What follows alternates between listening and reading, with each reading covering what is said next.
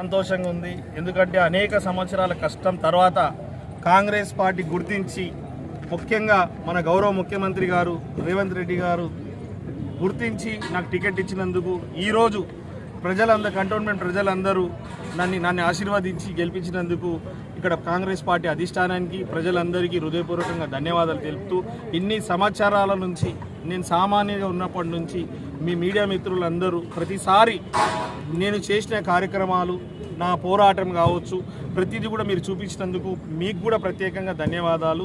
దీని తర్వాత కూడా నేను ఏదైతే ఎలక్షన్కు ముందు హామీలు ఇచ్చానో ఆ ప్రతి ఒక్క హామీ నెరవేర్చడానికి మీ సహాయ సహకారాలు కూడా అవసరం ఉంది.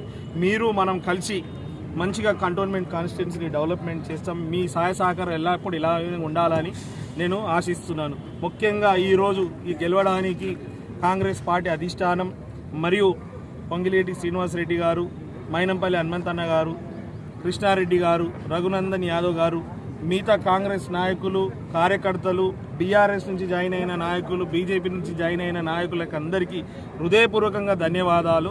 వారందరి సహాయ సహకారాలతోటే ఈరోజు గెలవడం, ఈ యొక్క విజయం కంటోన్మెంట్ ప్రజల విజయం, కాంగ్రెస్ పార్టీ విజయం.